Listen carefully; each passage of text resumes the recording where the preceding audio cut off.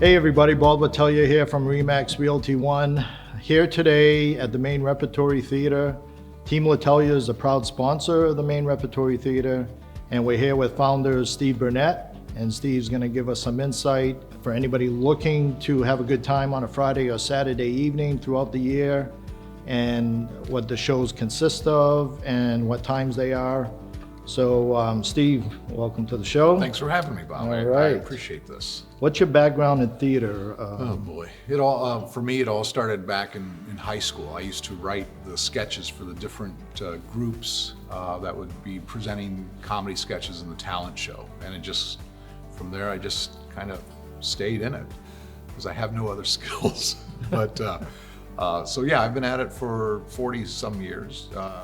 You know, as a writer, actor, director, producer, and now what we're doing here is improv. So there's been no writing involved because we make the show up on the spot as we go. Starting in May, we're going to start working in some written material as well. So we're looking forward to that as well. Okay. And what sets you apart from other companies that do theater? We do, one of the things we like to say is we do theater that even guys like and women under 100. But we want people to come in here and just have a good time.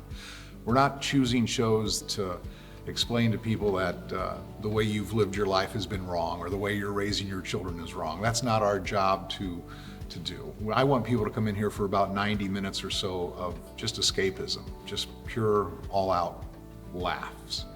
We want people to choose to come to us not because of the name of the show necessarily, but just because of the nature of the people who operate this business. One of the other things that sets us apart is our charitable portion of what we do. We ask everybody, in addition to the admission, part of what they do, we ask them to bring a non-perishable food item. And what we do with that is, at the end of each month, we split what we've brought in between the Saco Food Pantry and the Biddeford Food Pantry. And so far, as of the taping of this, we're a little over 500 pounds of food that we've raised since we've opened in December. We also take a small percentage of every ticket sold. And in 2019, we donate a portion of that to Habitat for Humanity, and another small portion we donate to Volunteers of America with their project called Cabin in the Woods, which is building housing for homeless vets. So that's one of the things when people are sitting at home saying, what do you want to do this weekend? We can go to this place or this place. And they say, well, this place is always doing comedy. And this place, when we put money into that place, it kind of goes throughout the community. So it's not just, they're not just paying us to do a show. There's a little more to it than that. When they come to one of our shows, they're actually kind of helping out others in the community. All right, that's a great idea. Is there any other things you can provide here besides improv? When we go into the month of May, we're going to start blending in some scripted material with some improv. We're going to be doing half and half of that. And then I'd like in June or July, we'll start producing some we'll be publishing some original works here. We have a whole bunch of other types of events that we want to do here, including we're going to do a weekend called So You Think You Can Elvis, where we'll allow various people who think they can Elvis, they get their 2 songs up here, and the audience gets to decide who the best Elvis impersonator is. And the difference is everybody in the audience also has to be dressed as Elvis.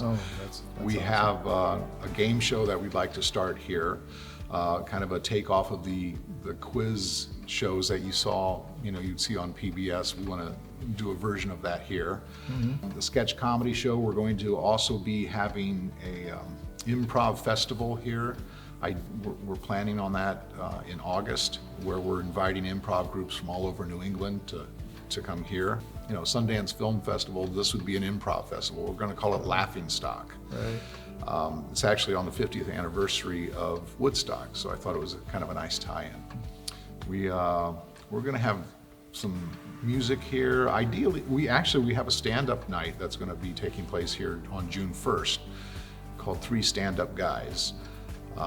So we've kept the place flexible to where we're not tied into just one type of entertainment. And we listen to the audience as to what they're looking for. We have a survey that we ask people to fill out to find out what other types of entertainment interest them, and we'd like to become the go-to place, especially when people are thinking, I've got family or friends coming in from out of town. What's one of the things we can do this weekend that is different? Right. And I'd like us to be that go-to place. Oh, we got to take them to Maine Rep. Mm-hmm. And that it wouldn't necessarily matter what it is we're doing. It's just they know that they're going to have a good time from the moment they walk in. So is there a lot of interaction where they might end up on stage? Or? That's an interesting question, Bob. In the craft of our improv shows, that kind of happens. I serve as the host, and we're going to kind of mix that up a little bit too, and some of our other cast members will start handling some of the hosting duties as well.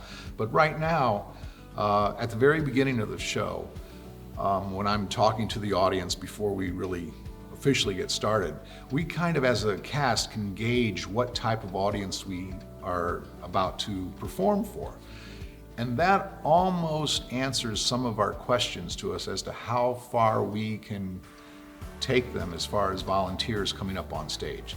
But you can pretty much assure there's going to at least be 2 times that we'll have audience members on the stage. But I never pick on anybody when I'm looking out there and they're shaking their head no, and they really mean right. No, because nobody wins when you bring one of those people on stage who really, really did not want to come up on stage. Right. So we respect that, but we've never had a problem getting people to participate. Sometimes we've had some people really participate right. to where we're like, oops, well, maybe we need to reel that one in a little bit. Right. But it's been a really good few months since we've opened.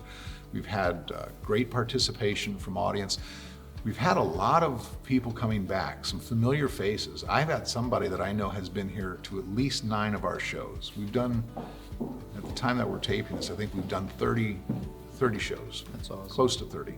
And I know one person in particular that's been here at least 9 of those. Yeah. And that kind of says something to us when we're starting to see a lot of familiar faces coming back, that we must be doing something that's right.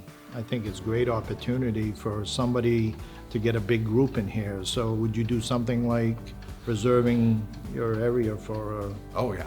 We have a very generous group rate that we offer, but we also offer what we call our customized comedy nights. If you, your organization, your company, if you want to buy out the house on a Friday night, for instance, because right now our improv shows, our public performances are Saturdays at 7 and at 9.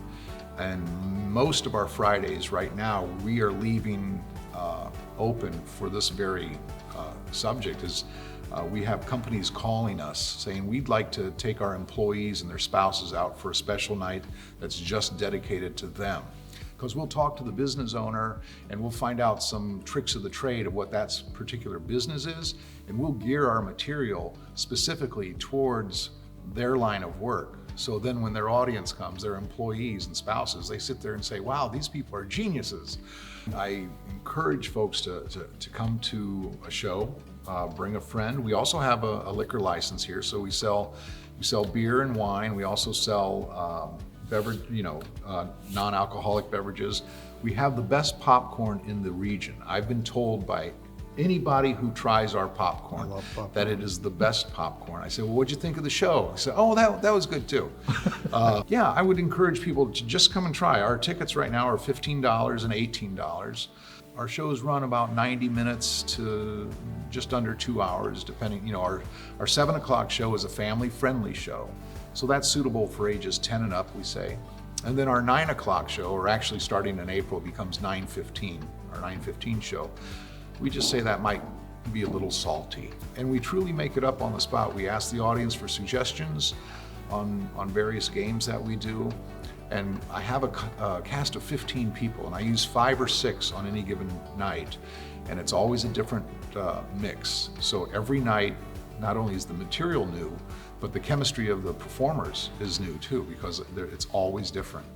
The name of the company itself is Maine Repertory Theater, but our comedy group is the American Chamber of Comedy. I highly encourage folks when they come here, read our program and see the bio of these what these people have national tours, movies, television. When I brought them into the fold, I said, trust me on this. I can turn you into an improv performer with a certain amount of rehearsals. And they've blended really well, and the audience doesn't know who the newer ones are than the ones who've been doing this for a while. Is there any possibility of people coming to the show and say, that's something I'd kind of like to try? Absolutely. We have a school called Laugh U, and it's taught by me. We just wrapped up our first session. I have adults. We want to teach a high school level, and I'd like to teach a junior high level. And we'll be adding information about our next session of classes. And I think I'm going to add some workshops, like an all-afternoon type workshop. But if they visit our website, we're going to update all that information on there. What's the best way for somebody to reach the Maine Repertory Theater? Well, our website is mainerepertorytheater.com, which is a very long word. And we spell theater Theater. And our phone number is 207-205-6201. And those are probably the two best ways. And plus, we're always Instagram and Facebook. We're Instagram, Facebook. I think we're on Twitter. There you have it, folks. Looking for a great time on a Friday or Saturday night, looking for some good comedy shows. Come on down to Maine Repertory Theater. Enjoy a nice meal downtown before then, and hope we can all meet over here at some point. Yeah, thanks for having me. Thank you, I really Steve. appreciate it. Absolutely. This was great.